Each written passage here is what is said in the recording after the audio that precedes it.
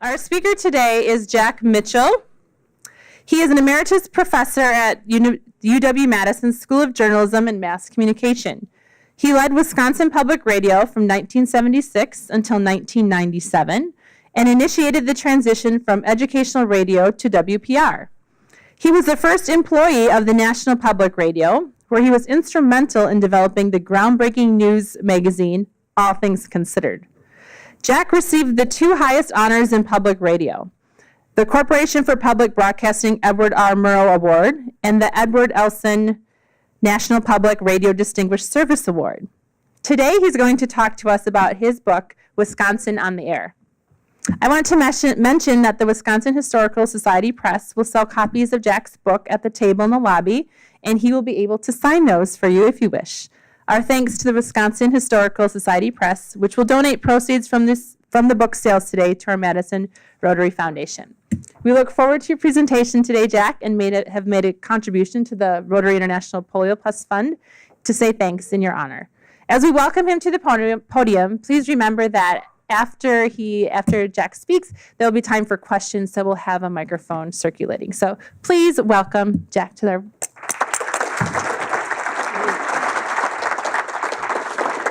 I'm really pleased to be here. I recalled when I just after I came here in 1976, it was 1977, and we invited Susan Stamberg, who at that time was the host of All Things Considered and probably the only star in public radio, and she came and spoke at this very microphone with this very group. And so it's kind of an honor to be following in these footsteps, even if it's a few years later.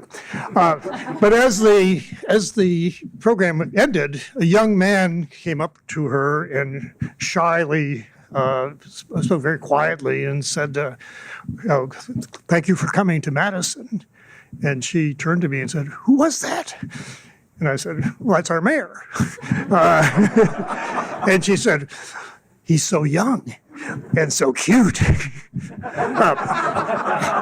That was 40 years ago.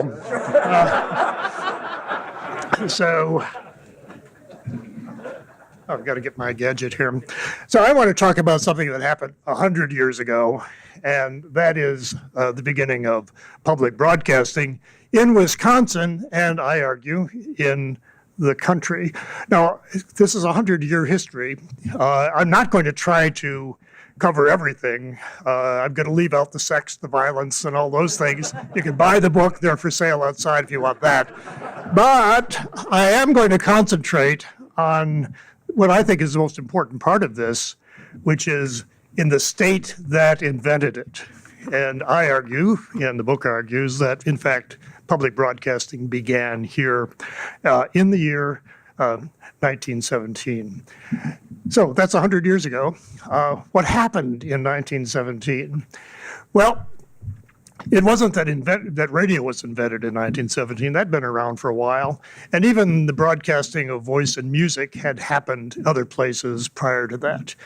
But in 1917, these two guys, this Professor Earl Terry is on the right, and one of his students, Malcolm Hansen, is on the left.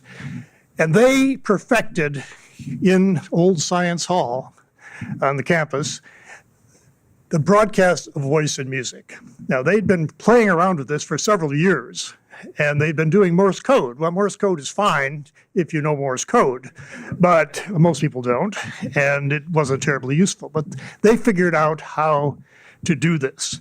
And you'll see there's a big tube in the middle of that apparatus. I don't know how well you can see it. But anyway, the key to it was you had to have tubes in order to broadcast voice and music, and they got that working.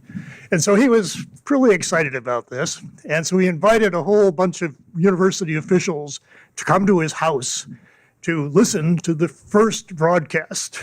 Now, it probably wasn't the first because they must have tried this before they invited all these people to the house. But Malcolm Hansen was in the basement of Science Hall, and Professor Terry called and said, "Okay, we're ready." So they put on a record of a song called Narcissus, which I figured I should really find a recording of that someplace because it is historic. And he played the record, and it went up a wire all the way to the top of Science Hall, across from the top of Science Hall to the chimney of the old heating plant of the university, which is now Radio Hall. And it went out from there, and they received it in the living room of Professor Terry. And nobody cared.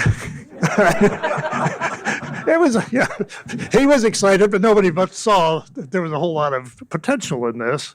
And they had the hors d'oeuvres in the bar. And so, it's just, it was a nice little diversion, but it didn't exactly set the world on fire.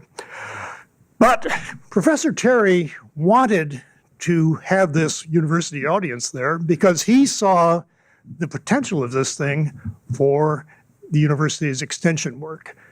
And for that, to find out the history of that and why it mattered that you had this instrument that could reach the entire state, you have to go back to 1912 and a publication of a book called The Wisconsin Idea. And it was written by a guy named Professor Charles McCarthy. McCarthy wrote in this book, with the introduction, by the way, by Theodore Roosevelt, who said this Wisconsin was leading the country in progressive reforms, and this book explained it. Professor McCarthy, whose photo is here with two of his assistants, was the head of the Legislative Reference Bureau. He's created it, and their job was to write legislation that would be passed by the legislature. And he came with a whole array, with other help of university professors, of progressive reforms like the income tax, the direct election of senators, civil service, a whole bunch of things that tried to make government more accessible to the people and make the country more democratic. In a way, he was the Bernie Sanders of 1912. Looking at this whole country as being run by a small group of people, we need reforms that will allow everybody to have a better chance. And so this notion of the progressive reforms were very much in that. There were a whole bunch of them in that vein. But in addition to that, there's another aspect of the Wisconsin idea that was different from most of the rest of the progressive movement. Not only did he want to reform government and the power structure, he wanted to enable people to participate effectively. And in 1906, 6 years before he wrote that book, he created the General Extension Division in the university. And its job was to educate the entire population, empower them so they could effectively participate in electing our senators, which is one of the reforms. We're going to let the people elect the senators. They need to be informed. So he set up forums around the state. Professors went out and talked. There were discussion groups, all kinds of things of that sort to get the public involved in doing their job now that we've reformed government so that they can participate. So this was the General Extension Division. The same man, Professor McCarthy, who created this, had written that book about the Wisconsin idea. Now I'm going to jump back to 1912. This is the year the Wisconsin idea was written. That is President Charles Van Hise of the university. And in 1912, the same year that the Wisconsin idea was published, he called a conference on campus called the National Newspaper Conference on Commercialism and Journalism. And the premise of this conference was that for-profit media are inherently corrupt, that they can't possibly do a job of being fair and honest and accurate because they have to make money. And how do you make money? Well, you don't appeal to the highest instincts of people, you appeal to lower instincts. And once you have this business, you're going to make money. You're going to get rich. And now you're part of the establishment, that 2% or the 1% who are manipulating the population. What's the answer? Newspapers and magazines operated by not-for-profit entities like universities. 1912.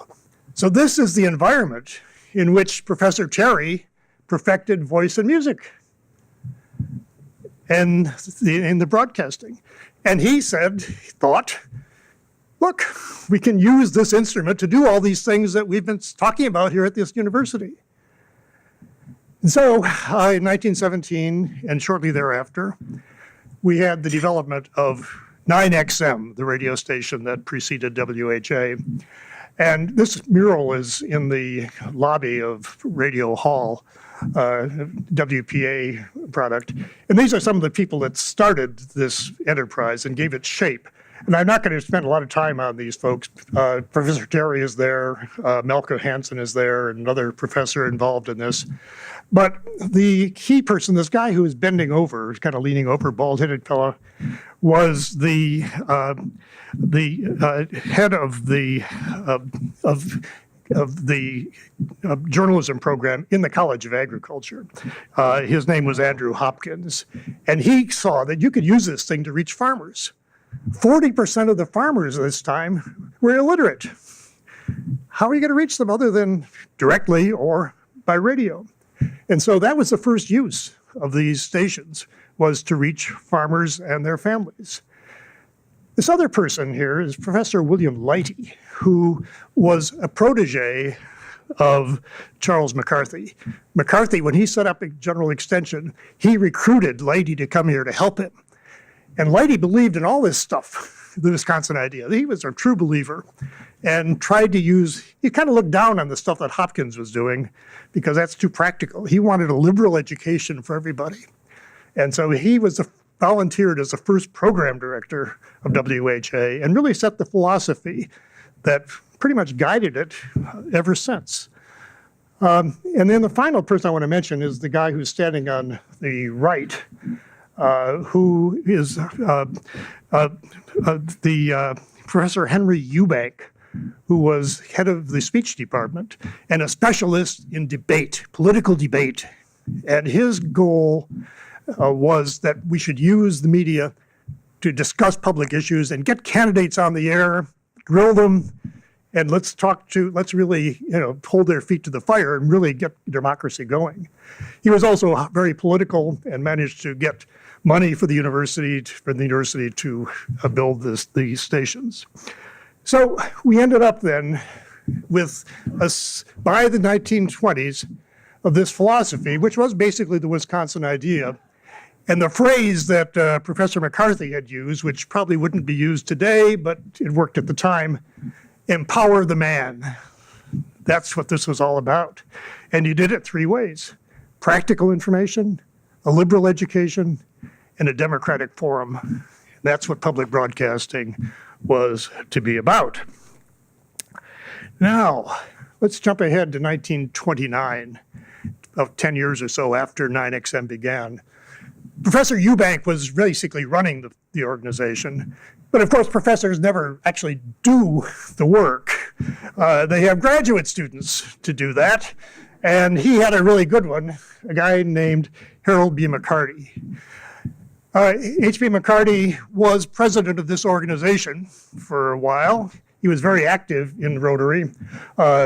His music director of WHA, Don Vagley, did the piano work. He played the tunes here for Rotary Club meetings. He also wrote the theme for All Things Considered, a little footnote. But anyway, McCarty believed in all these things that I was talking about and did, over about 35 years, implemented an awful lot of it.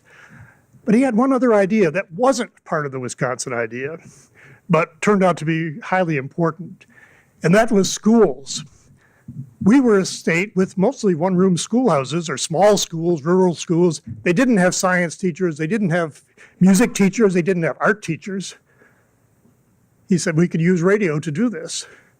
And this is the image that many people, these older folks, have of educational radio. They were in the classroom and they were getting their music lessons and their art lessons and I remember that stuff. In fact, I could be one of those kids. I can almost smell the radiator smell, the steam when I look at that photo. But this was his innovation.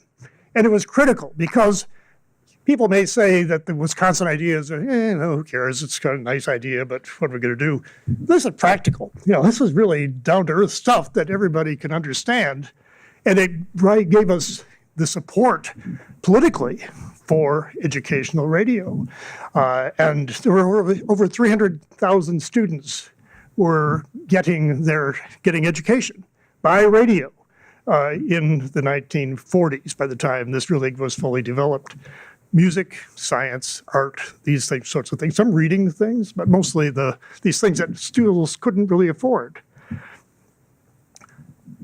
1945, World War II is coming to an end.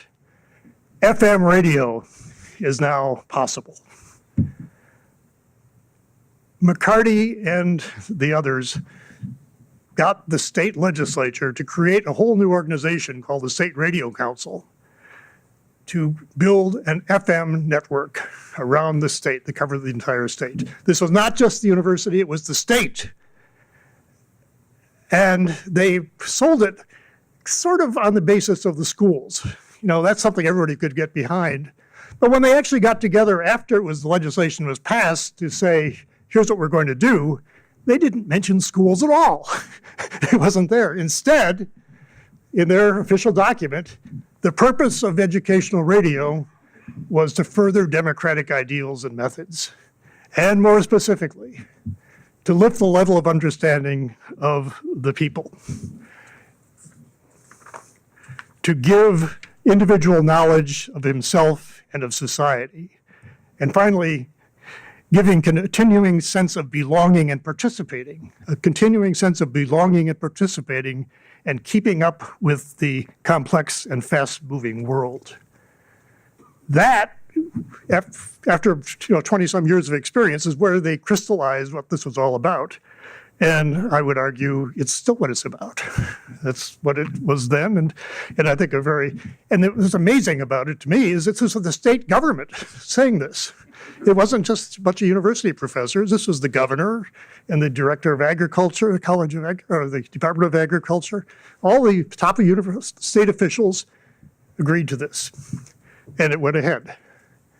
How are we doing on time? Good time? Okay, good. Won't have to cut, but I was going to not talk about television, but I guess I will now. 1954. Television is now possible, and the state of Wisconsin is assigned 12 channels to use for education. Well, McCarty and the gang were, okay, let's go, let's do it. And let's do in television exactly what we did in radio. But politics had changed. And by 1954, the dominant figure in Wisconsin Republican politics was no longer the Follett family, it was Joe McCarthy, our distinguished senator. Well, the legislature reflected that, and in fact, they decided not to do it. They would throw it to a referendum of the people. And so the League of Women Voters and other groups were out there campaigning to get this thing passed, went to this referendum, and it was defeated 2-1. The only county in the state that voted in favor of a state television network was Dane County. And we already had a station in Channel 21, which the university had built without the state help. The university just did it. But the rest of the state voted against it, and they didn't have it. So it was a disappointment. A few years later, about 1970, we finally did get a state network, but it was not something that was popular. Just 10 years from 1945 to 54, total change. But it happened eventually.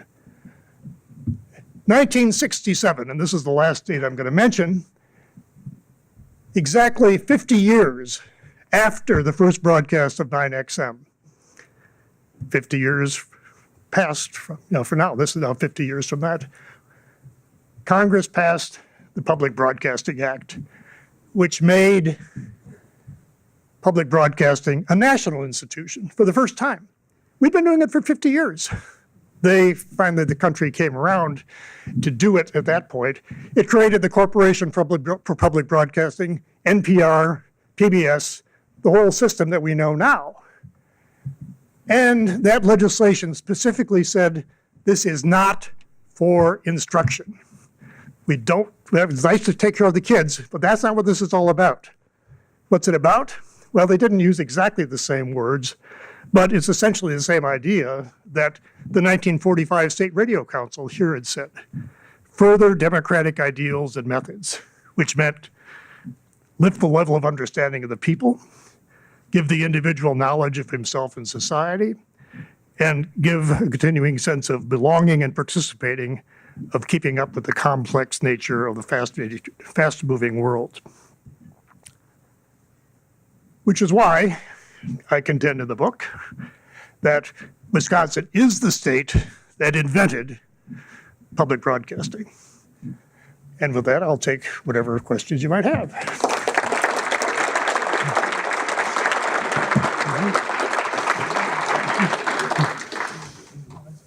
There's a microphone here. No questions? Surely somebody wants to ask me about Pop Gordon. There you go. There's somebody here.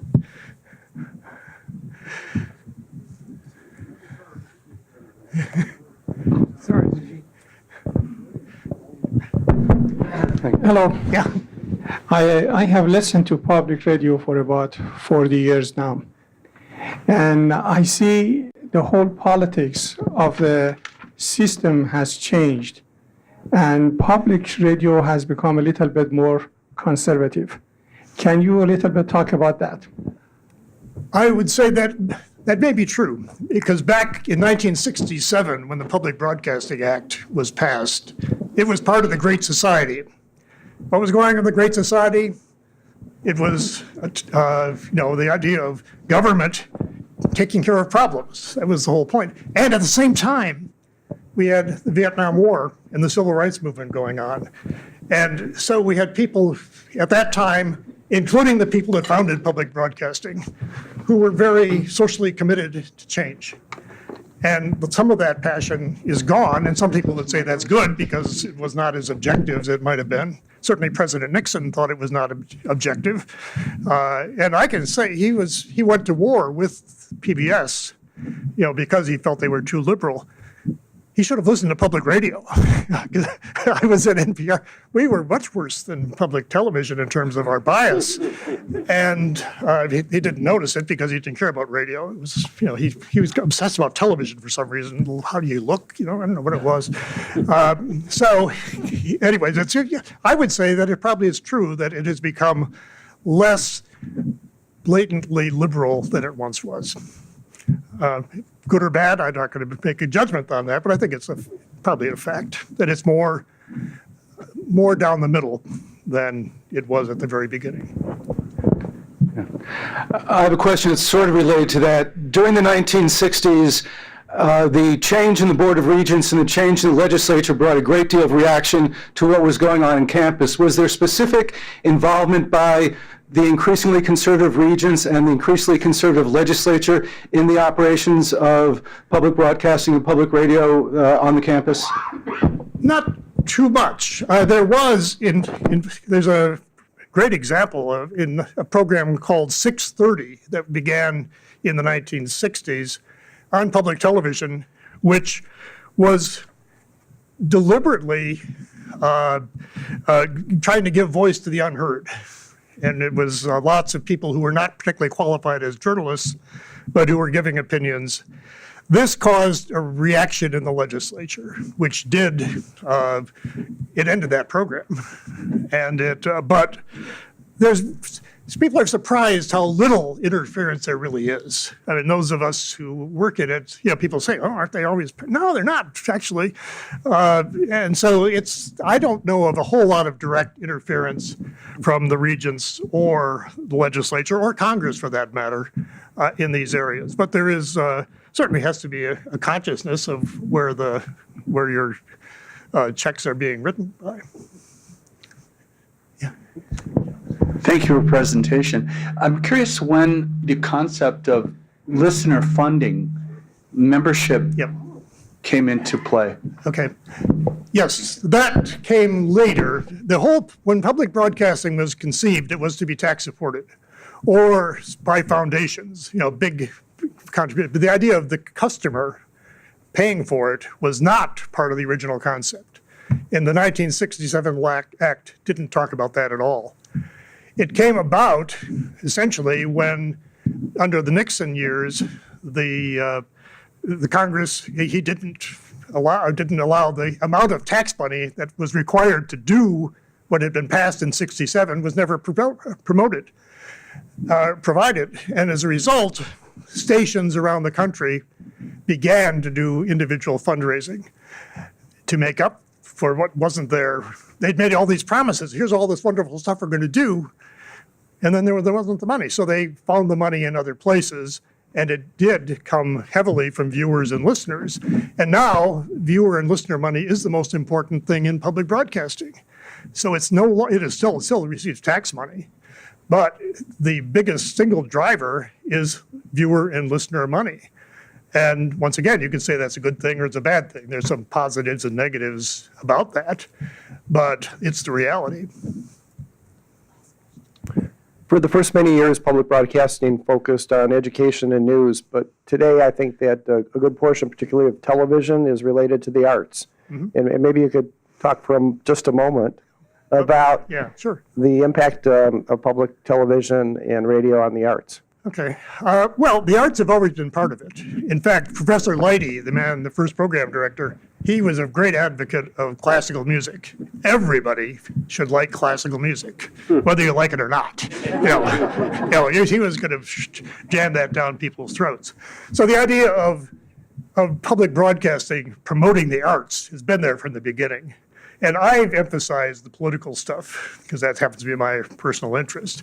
The arts have always been the strongest thread through this whole thing. In recent years, has there been more? Public radio has moved more and more toward news and public affairs. Public television has probably moved a little bit more toward the arts, drama, and those sorts of things. In a way, they complement each other. And I think there's some good reasons why one is good for the other, one is better for in one place and not so much the other. But I think if you look at public broadcasting as a whole, radio and TV together, it's probably pretty well balanced. But TV, they're a little bit heavier on drama and these kinds of things, radio heavier on news. But they both have some of it. That's it. All right. Thank you. Thank you. Thank you so much, Jack. Our meeting is adjourned.